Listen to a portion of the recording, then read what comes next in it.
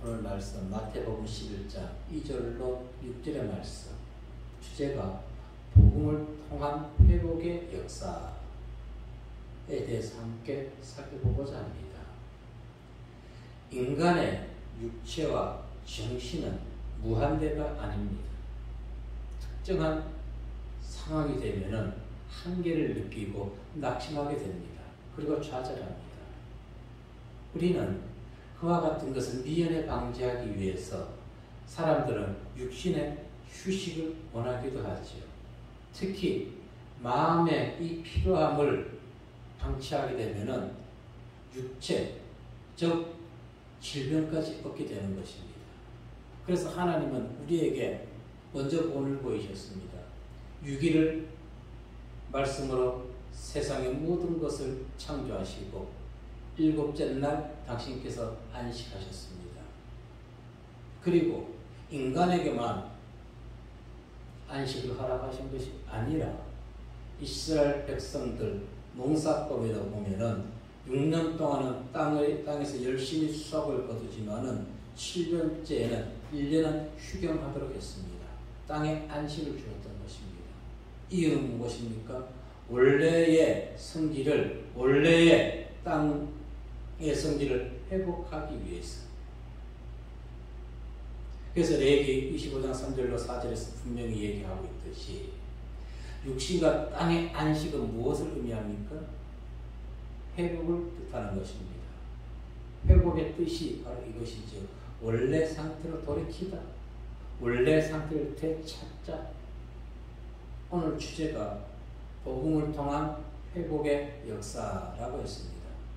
복음, 가스펠, 좋은 소식, 기쁜 소식, 아름다운 소식. 이 복음의 의미는 은혜, 그리고 구원, 천국, 영광의 복음, 평안의 복음, 여러 의미가 담겨 있습니다. 이 복음이란 단 하나예요. 그런데 로마서 1장 2절에 보면 이렇게 얘기합니다. 복음은 예수 그리스도에 관한 하나님의 약속이라고 했습니다. 그 약속은 예수님은 구원하시는 능력이 있는 것이고 또 예수를 통해서 우리에게 새 언약을 주셨습니다. 그렇다면 하나님께서는 왜 인간에게 복음을 주신 것일까요? 무엇 때문에 말씀을 주신 것일까요? 아담의 타락으로 인해서 인간은 하나님과의 관계가 단절되어 버렸습니다. 복음을 통해서 관계를 회복시키는 것입니다. 그래서 우리가 예수의 말씀을 듣고 우리에게 하나님이 살아계심이 사라졌던 것을 다시 회복해야 되는 것입니다. 즉 타락 이전의 상태로 회복이 되어야 되는 것입니다. 항상 하나님의 말씀을 통해서 하나님과 더더욱 가까이 하며 하나님의 사랑을 받으시고 또 전파하는 성도님들 되시기를 주의 이름으로 축복합니다. 첫 번째 우리에게 주시는 말씀은 어떠한 그리스도를 기다리고 있습니까? 라는 것입니다. 어떤 그리스도? 2절로 3절의 말씀을 한번 읽어봅니다. 시작. 요한이 옥에서 그리스도께서 하신 일을 제자들을 보내어 예수께 여짜오되 오실 그이가 당신이오니까 우리가 다른 일을 기다리오니까. 아멘.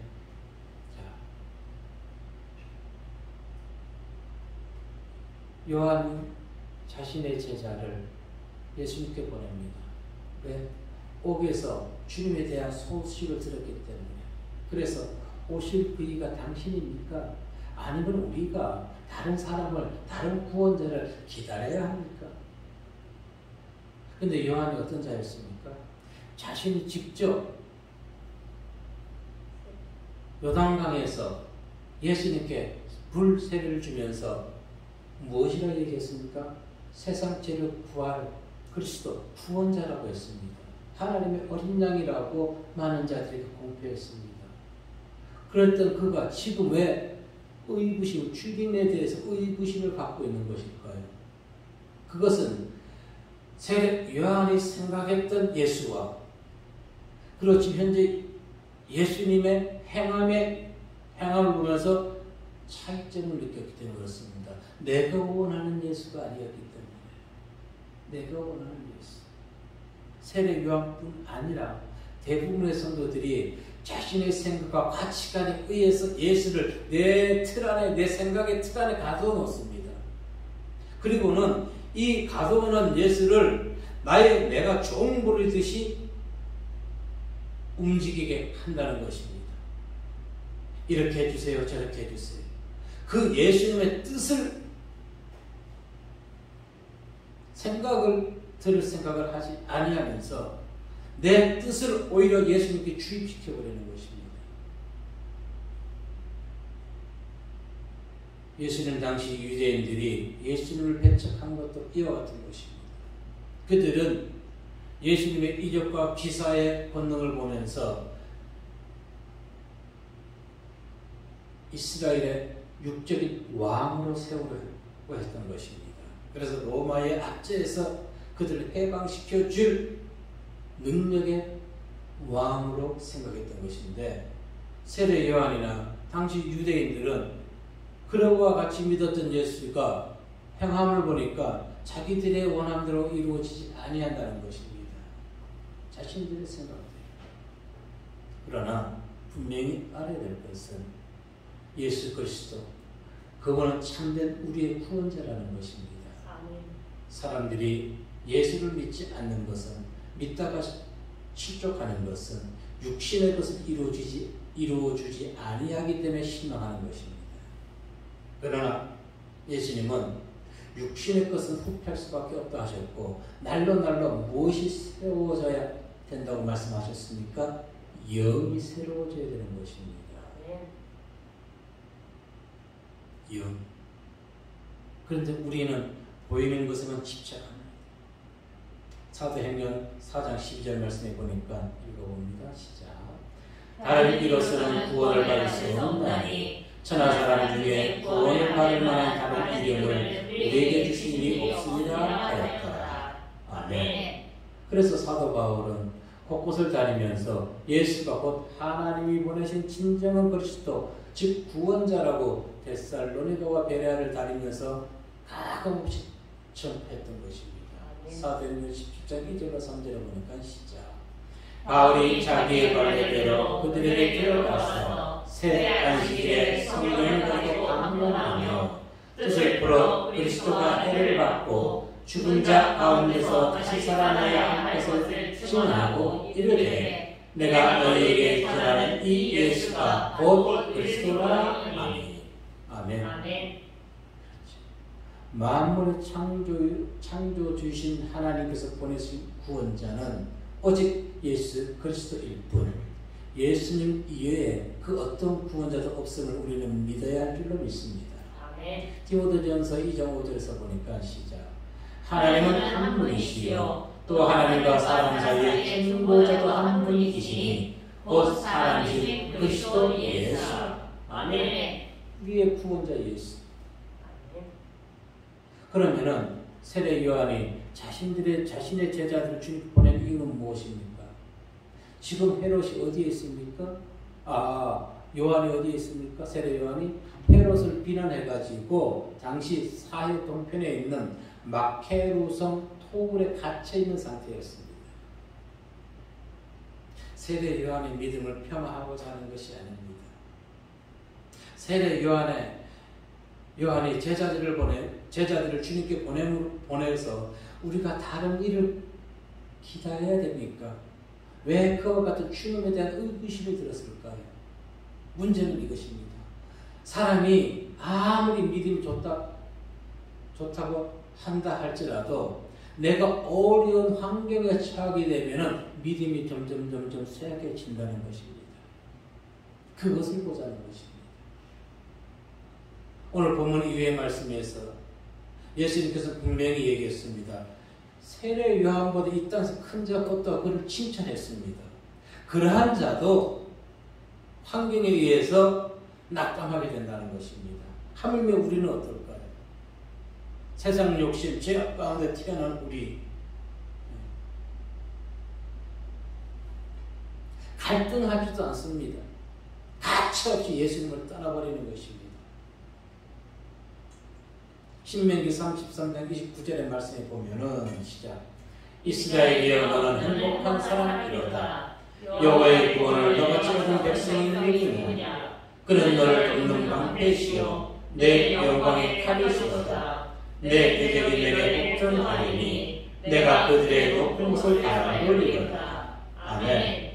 아마도 세례 요한은 옥에 갇혀 있으면서 하나님의 이 신명기 33장 29절의 말씀을 기억하지 못했을 것입니다. 왜? 환경에 함몰되어 있어. 환경에. 우리는 행복자인 것을 믿으시기 바랍니다. 아멘. 그분만이 우리를 돕는 방패시요 영광의 칼이 되심을 믿으십시오. 고백하십시오. 세상 누구를 의지할 것입니까? 세상은 너무너무 간사합니다. 오늘 내가 이 사람을 지지하다가 그 사람이 이쪽에 가면서 내 생각과 다르다고 그 사람 지지하는 것을 체려하는 것이 사람의 생각인 것입니다. 네, 누구를 잘못됐다고 얘기하지 않습니다. 왜? 세상에는 참된 진리가 없기 때문에 그렇습니다. 세상의 진리라는 것은 또 내 생각이라는 것은 환경에 따라서 항상 변한다는 것입니다. 가변적인 생각. 변할 수밖에 없는 것입니다. 우리는 그와 같이 연약합니다. 요한의 행동에서 반드시 교훈받아야 될 것이 있습니다. 어떠한 상황에서도 용기를 잃지 말고 혹 용기를 잃었다 할지라도 하나님의 말씀을 붙잡고 읽을 때 그 신앙이 회복된다는 것입니다. 아멘. 아멘. 말씀밖에 없습니다. 아멘. 말씀. 물론 우리는 요한의 일이라고 이렇게 제가 요한을 대해서 평할지 모르겠지만은 교훈받아야 되는 것입니다. 말씀밖에 없습니다. 왜? 요한은 비록 지금 주님에 대해서, 예수님에 대해서, 구원자에 대해서 의구심을 가졌지만은 사도 바울은 확고한 신념, 믿음을 가졌던 것입니다. 바울이 옥에 있을 때, 매를 맞고 옥에 갇혔을 때 하나님 의심했습니까? 베드로가 의심했습니까? 아니죠. 어떤 상태였습니까? 찬양했습니다. 찬양 가운데 함께 하시는 하나님 찬양하시기 바랍니다. 아멘. 시편 기자는 이렇게 얘기합니다. 시편 121편 4절 말씀에 보니까 이스라엘을 지키시는 이는 졸지도 아니하시고 주무시지도 아니하시리로다. 아멘. 하나님은 우리가 어디에 있든지 함께 하시고 아멘. 꿈속에서도 우리가 어려움과 위험 가운데서도 지켜주신 하나님이심을 믿으시길 바라겠습니다. 아멘. 바울 복음의 사역을 감당하면서 그와 같은 많은 어려움을 겪은 사도도 드물 것입니다. 그의 고백 들어볼까요? 고린도후서 1장 10절의 말씀 시작. 그가 이같이 큰 사망에서 우리를 건지셨고 또 건지실 것이며 이후에도 건지시기를 그에게 바라노라. 아멘. 보십시오. 사망에서 일단 건져주셨습니다.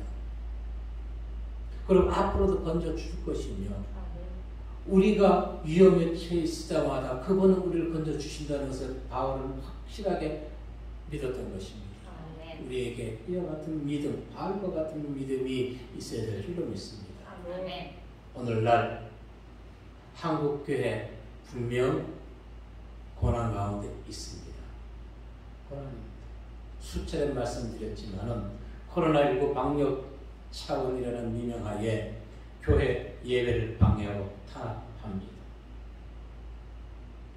그리고 일부이지만 다수의 기독교 단체가 다른 그리스도를 전하고 있습니다. 그들이 누구라고요? 종교 탄압, 종교 통합 외치는 자들. 그런데 사람들은 종교 통합을 외치는 자들과 차별금지법을 외치는 자들, 이들에 대해서는 크게 생각하지 않습니다. 오히려 신천지가 문제라고만 얘기합니다. 아니, 이미 신천지는 대한민국 국민 모두가 그쪽은 이단이라고 다 알고 있습니다. 그렇기 때문에 신천지는 문제가 안 됩니다. 바로 누가 문제가 되는 것입니까? WCC의 하수인 NCCK 종교통합을 주장하는 그들이 문제라는 것입니다. 모든 종교에 구원이 있다는 식으로 얘기하는 자들, 그들에게 문제가 있는 것. 그들이 더 신천지보다 더 무서운 것입니다. 그들은 지금도 이 시간에 하나님을 찬양합니다. 그러면서도 그들은 다른 복음을 전하고 있다는 것입니다. 양들이 그것을 모르고 있다는 것입니다. 이것이 현실입니다. 이것이 기독교가 이와 같이 정부로부터 탄압받고 예배를 방해받고 있을 때 과연 큰 대형 교회의 목사들은 무엇을 하고 있습니까? 한마디 얘기 못하지 않습니까? 그래서 뜻 있는 작은 교회 목사들은 큰 소리로 외치지만은 너무나 미약해서 세상에 전해지지 아니합니다. 관심을 갖고 유튜브를 보는 사람 그들만이 알고 있습니다. 그것 가지고는 부족하다는 것입니다. 정말로 대형교회 큰 교회 목자들이 나와서 한번 방송하면은 방송을 안 할 수밖에 없겠죠. 하게 됩니다. 그 여파가 더 큰 것입니다. 그런데 썩어 죽어 있기 때문에 어떤 약점을 잡힌지 모르기 때문에 그들이 꿀먹은 자처럼 입이 붙어 있게 된 것이고 다른 복음을 전하는 자들의 목소리가 높아지게 된다는 것입니다. 대한민국에서 기독교 종교가 말살되어 버리면은 이 나라는 갈 곳을 잃어버리게 되는 것이죠. 미래가 없습니다. 소망이 없습니다. 그래서 우리에게 필요한 것은 누구의 믿음? 바울과 같은 믿음이라는 것입니다. 뿔먹은 자 되어서 입이 붙어서는 안 된다는 것입니다. 오직 우리는 예수 그리스도를 나의 구세주로 믿고 다른 그리스도를 전하는 자들의 궤락에 넘어가서는 안 되겠습니다. 그리고 전파해야 되겠습니다. 우리의 목소리가 비록 작다 할지라도 지속적으로 그것을 전하게 되면 귀 있는 자는 깨닫게 될 줄로 믿습니다. 그리고 무지하여서 다른 복음을 전하는 자들의 하수인이 되어서 그들을 따라가서도 안 되겠습니다. 오직 목자와 성도와 교회는 하나님의 복음의 말씀 안에서만 모든 것을 바라봐야 되는 줄로 믿습니다. 주님의 제자들이 끝까지 십자가 사명을 완수할 수 있었던 것은 말씀을 통하여서 오직 주님만 바라보았기 때문입니다.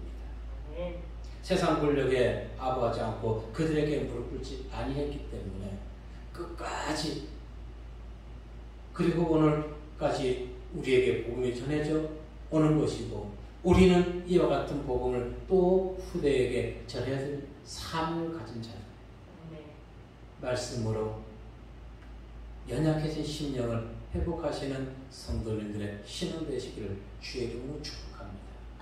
두 번째 우리에게 들려주시는 말씀은 회복의 역사가 있는 곳. 회복의 역사 어딜까요? 많은 성도가 모이는 곳? 아니에요. 그것을 말씀이 살아있다면 회복되겠죠. 말씀이 살아있다.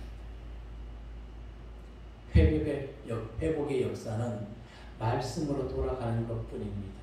말씀으로 돌아가는 4절 말씀해 보십니다. 시작. 예수께서 대답하여 이르시되 너희가 가서 듣고 보는 것을 요한에게 알리되. 아멘. 요한의 제자들의 질문에 대한 주님의 답변이 있죠. 4절의 말씀은. 그런데 이 말씀만 보면은 예수님께서 제자들에게 무엇을 말씀하시는지를 이해하기가 난해합니다.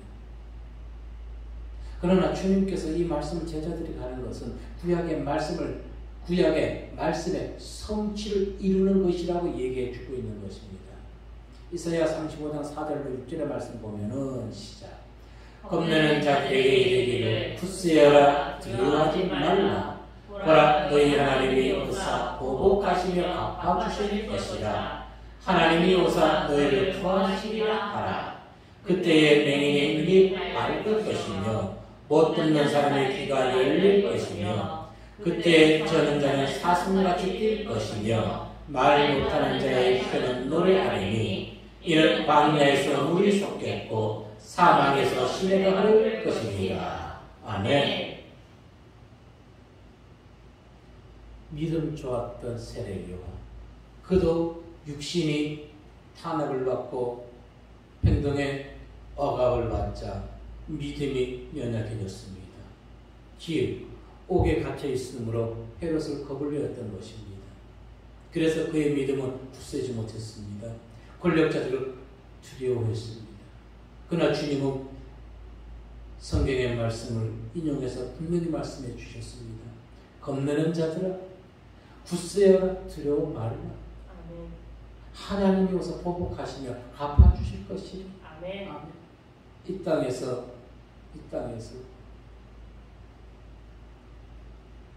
기독교가 지금 탄압 아닌 탄압을 받고 있다 할지라도 분명히 갚아주실 것입니다. 아멘. 거의 2년 동안 구청에서 문자가 올 때 기독교 예배당만 얘기가 나왔습니다. 그런데 이틀 전부터 바뀌었습니다. 이제는 소성당, 또 불교, 그리고 예배당 이렇게 세 개의 종교를 다 아울러서 코로나19 질병 감염에 조심하라. 아마도 기독교에서 많이 항의를 했을 것입니다. 왜 교회만 얘기하는지, 왜 성당이나 저런 얘기를 안 하는지. 단편적인 것입니다. 교회를 완전히 말살시키는 정책을 펴고 있는 것입니다. 작은 교회. 하루속히 코로나19가 종식되어서 작은 교회가 다시 살아나야 되는 것입니다. 보십시오. 이 코로나19 상황에서 대형교회가 가만히 있는 것은 무엇입니까? 지금 권력 앞에 겁을 먹었기 때문에 그런 것입니다. 권력 앞에. 그러나 우리는 분명히 기억해야 될 줄을 믿습니다. 하나님이 갚아주시고 하나님이 복해 주신다는 것입니다. 아멘.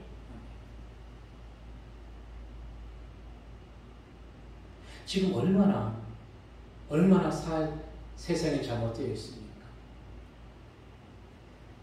코로나19로 감염에 확산됐다고 교회에다가 구상권을 청구했습니다. 그러면은 저기 대전에 있는 태권도장이 더 많이 나왔죠. 한 240명이 나왔습니다. 각종 단체 사원에 나온 그 모든 것을 구상권을 청구하는 것이 당연한 것이 아닌가요? 그런데 교회하고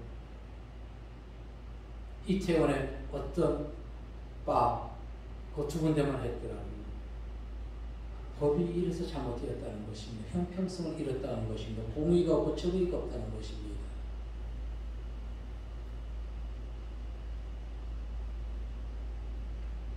자, 예수님은 제자들의 질문에 내가 그다라고 왜 그다? 라고 확실하게 명쾌하게 말씀해 주지 않았던 것일까요?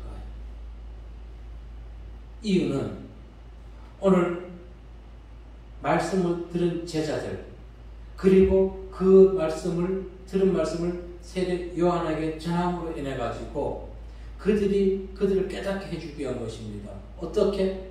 너희가 어떤 환경에 있든 두려워하지 않고 겁내지 말 것은 말씀을 통해서 모든 것을 이겨낼 수 있다는 것을. 즉 제자들과 세례 요한의 신앙을 회복시켜 주기 위했던 것입니다. 무엇이? 말씀을 듣는 것이. 그래서 성경은 하나님께서 우리에게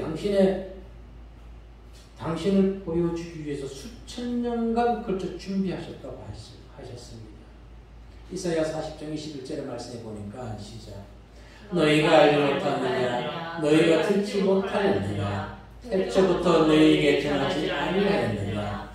땅의 기초가 창조될 때부터 너희가 깨닫지 못하였느냐? 아멘. 마찬가지로 성경은 우리가 하나님의 뜻을 발견하여 알 수 있다고 분명히 우리에게 말씀해 주셨습니다.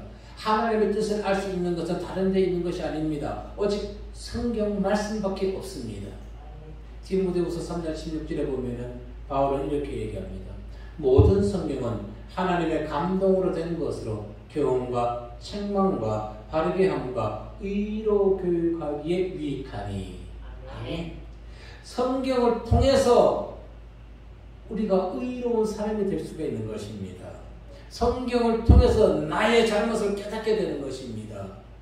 성경을 통해서 우리가 세상 살아갈 때 믿음의 사람으로 바르게 살아갈 수가 있는 것입니다. 오직 성경 말씀밖에 없다는 것입니다. 자, 우리가 성경에서 하나님의 말씀으로 교훈받고 성경에서 하나님의 역사하심을 깨닫게 된다면은 우리에게는 신앙적 회의감은 빠져들지 아니합니다. 신앙적 회의감에 빠져들지 아니하게 된다는 것입니다. 그런데 왜 사람들이 예수님을 하나님을 의심하고 비방합니까? 성경의 말씀을 떠나서 자기 생각으로 하나님을 예수님을 가두어 놓고 있기 때문에 내 생각을 주님의 뜻에 맞춰야 되는데 내 뜻에 주님을 따라오게 하기 때문에 그러니 당연히 하나님의 생각과 우리의 생각 다른데 그러니 우리가 회의감을 갖출 수밖에 없는 것입니다. 말씀에 나를 맞추십시오. 말씀. 자, 그럼 어떻게 맞출 수 있을까요?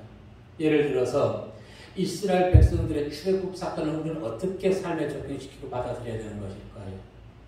이것은 죄에서 해방된 구원의 역사를 우리는 바라봐야 되는 것입니다. 과거 우리는 죄의 종로를 타고 있었죠. 애굽의 이스라엘 백성들이 애굽에서 종로를 타고 있었죠. 그들이 자유하게 됐던 것입니다. 출애굽함으로.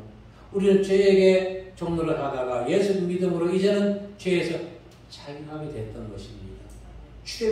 출애굽 사건은 그렇게 바라봐야 되는 것입니다. 그러면 예수님께서 신약에서 병자들을 치유하는 사건은 어떻게 바라봐야 되는 것일까요? 영적 회복을 했다는 것을 우리는 적용시켜야 되는 것입니다. 그들이 육적으로 질병에 걸렸지만은 우리는 영적으로 예수를 구원자로 믿음으로 영적으로 치유받았다는 것을. 문제는 어디서 오는 것입니까? 영이 생각이 잘못된 데서 오기 때문에 우리는 생각을 예수의 말씀으로 변화시켜야 되는 것입니다. 그러면 성령께서 제자들과 동행하신 사건은 어떻게 봐야 되는 것입니까? 오늘도 성령 하나님께서는 우리와 함께 하심으로 인해서 우리가 행하는 모든 것에서 우리 앞서 모든 것을 멸해 주시고 우리를 위해서 일해 주시고 우리의 모든 일것을 일터적으로 보고 계신다는 것을 깨달아야 되는 것입니다. 이처럼 하나님의 말씀을 우리 삶에 적용시킬 때 우리가 신앙의 회의감에 빠질 수 있을까요? 예, 빠지고 싶어도 못 빠지게 되는 것입니다. 말씀이 살아있기 때문에. 그러므로 성도는 신앙의 회의감이나 주님에 대해 의구심이 들어갈 때 하나님의 숨결이 살아 역사하시는 성경의 말씀으로 돌아가야 된다는 것입니다. 그래서 히브리서 1장 2절에서 기자는 이렇게 얘기합니다. 옛적의 선지자들을 통하여 여러 부분과 여러 모양으로 우리 조상들에게 말씀하신 하나님이 이 모든 날 마지막에는 아들을 통하여 우리에게 말씀하셨으니 이 아들을 만유의 상속자로 세우고 또 그로 말미암아 모든 세계를 지으셨느니라. 아멘. 예수의 말씀으로 타락해진 우리의 심령을 새롭게 지어야 되는 것입니다. 오늘날 우리 이 지금 시대가 얼마나 악하게 타락되어 있습니까? 정말 시대를 바라보면 너무너무나 젊은이들의 생각, 아니 젊은이들만이 아닙니다. 모든 연령층에서 생각이 악한 것입니다. 그래서 이 복음이 전파되는 곳에 회복의 역사가 나타나야 되는 것입니다. 아멘. 5절의 말씀을 읽어봅니다. 시작.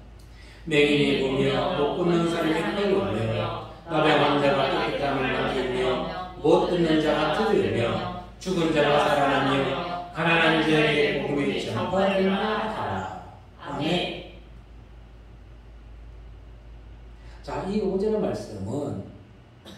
이사야 예언을 염두에 두고 하신 말씀인 것입니다. 이사야 40장 7절을 말씀해 보니까 시작. 내가 눈먼 자들의 눈을 밝히며 갇힌 자를 감옥에서 이끌어내며 흑암에 앉은 자를 감방에서 나오게 하리라. 아멘. 자, 그러면은 복음이 전파되는 곳에서 일어나는 메시아 왕국의 특징은 무엇일까요? 서대 잠시 언급했지만 회복의 역사라는 것입니다. 회복. 시편 기자는 51편 12절에서 이렇게 얘기했습니다. 주의 구원의 즐거움을 내게 회복시키시고 자원하는 심령을 주사 나를 붙드소서. 아멘. 하나님의 말씀이 오면은 우리 죽어있던 심령이 회복되고 모든 것을 긍정적으로 자원해서 일을 하게 된다는 것입니다. 아멘. 자원하는 마음이 중요합니다. 그러기 위해서는 말씀으로 회복되어야 되는 것입니다. 그래서 예수 그리스도의 구원자의 복음이 전파되는 곳에는 병든 몸이 고침을 받고 회복의 은혜가 있음을 믿으시길 바라겠습니다. 아멘. 그러나 더 중요한 건 무엇이라고요? 아담이 타락해서 하나님의 관계가 단절되었던 것, 말씀을 통해서 관계가 회복되는 것입니다. 이것이 1차적으로 이루어져야 되는 것입니다. 복음을 우리에게 주신 목적, 서두에 말씀했듯이 관계 회복이 되는 것입니다. 그래야 할 때 자유하는 기쁨이 있는 것입니다.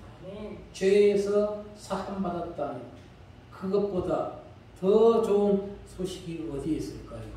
그것이 바로 복음이라는 것입니다. 누가복음 4장 18절 말씀해 보니까 시작. 주의 성령이 내게 임하셨으니 이는 가난한 자에게 복음을 전하게 하시려고 내게 기름을 부으시고 나를 보내사 포로된 자에게 자유를 눈먼 자에게 다시 보게 함을 전파하며 눌린 자를 자유롭게 하고. 아멘. 자, 복음의 말씀이 전파되는 곳에 놀라운 일들이 있었지. 베드로와 요한이 나면서부터 40년 동안 성전 미문에 앉아서 구걸하던 자에게 예수 그리스도의 이름으로 복음을 전했을 때 그가 그냥 걸어갔습니까? 자기 돗자리를 들고 걷기도 하고 뛰어서 갔다고 했습니다. 아멘. 아멘. 복음의 놀라운 역사가 이와 같이 일어나게 되는 것입니다. 아멘. 구원의 기쁨 누려야 되는 것입니다. 그래서 로마서 5장 10절에서 바울은 이렇게 얘기합니다. 곧 우리가 원수 되었을 때에 그의 아들의 죽으심으로 말미암아 하나님과 화목하게 되었은즉 화목하게 된 자로서는 더욱 그의 살아나심으로 말미암아 구원을 받을 것이니라. 아멘. 우리에게서 죽어있던 하나님의 영이 살아나야 되는 것입니다. 아멘. 그것을 말씀을 듣는 것, 말씀을 읽는 것밖에 없다는 것입니다. 아멘. 6절의 말씀을 보시게 되면은 시작. 누구든지 나로 말미암아 실족하지 아니하는 자는 복이 복도다 하시니라. 아멘. 예수님은 분명 하나님께서 보내신 메시아요 하나님께로 가는 유일한 구원자이십니다. 아멘. 하지만 사람들이 예수를 통해 하나님께 나아가는 기쁨을 맛보는 것은 모두가 맛보는 것이 아니라 받아들이고 믿는 자의 안에서 국한된다는 것입니다. 아멘. 십자가의 능력을 믿는 자의 안에서는.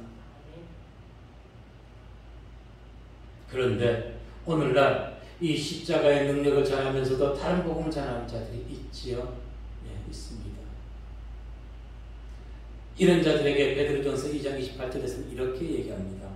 또한 부딪히는 돌과 걸려 넘어지게 하는 바위가 되었다 하였느니라. 그들이 말씀을 순종하지 아니함으로 넘어지나니 이는 그들을 이렇게 청하신 것이라. 말씀에 순종하지 아니한 자는 넘어지게 된다는 것입니다. 그래서 바울은 고린도전서 1장 18절에서 이렇게 얘기했죠. 시작. 십자가의 도가 멸망하는 자들에게는 미련한 것이요 구원을 받는 우리에게는 하나님의 능력이라. 아멘. 오늘날 다른 종교에도 구원이 있다고 주장하는 자들, 그들에게 십자가의 도는 능력이 되는 것이 아니라 멸망으로 인할 뿐이라는 것입니다. 아멘. 그래서 우리에게 어려움이 없고 믿음이 있을 때에는 예수 그리스도가 믿음의 반석이 됩니다. 그런데 어려움이 있고 믿음이 쇠퇴해지게 되면, 약해지게 되면 오히려 거친 돌이 된다는 것입니다. 그 믿음에 걸려 넘어지게 된다는 것입니다. 이유는 말씀으로 돌아가지 아니했기 때문에 그렇습니다. 말씀. 중요한 것. 거듭거듭 강조해도 부족하지 않은 것. 우리는 세례 요한처럼 환경에 의해서 신앙이 내려갈 때가 있다는 것을 인정해야 되는 것입니다. 그럴 때, 이 교회는 아닌가 보네. 저 교회 가볼까? 저 교회 가보니까 저 교회도 아니네. 다른 교회 가볼까? 이렇게 철새처럼 팔짝팔짝 뛰어다니는 성도가 너무너무 많습니다. 아니요. 그러한 분은 어디를 가더라도 참된 예수를 만나지 못합니다. 참된 구원자를 만나지 못합니다. 왜? 성경으로 돌아가지 아니하고 목사에 의해서 신앙을 회복하려고 하기 때문에, 교회를 인해서 신앙을 회복하려고 하기 때문에, 모인 성도들의 무리로 인해서 믿음을 회복하려고 하는 자들은 걸려 넘어지게 되는 것입니다. 말씀으로 돌아가십시오. 성경의 말씀 읽으십시오. 그것뿐인 것입니다. 예수 그리스도 우리의 구원자이십니다. 항상 복음의 말씀 안에서 믿음을 회복하시는 성도님들 되시기를 이 시간 주의 이름으로 축복합니다. 아멘. 기도하겠습니다.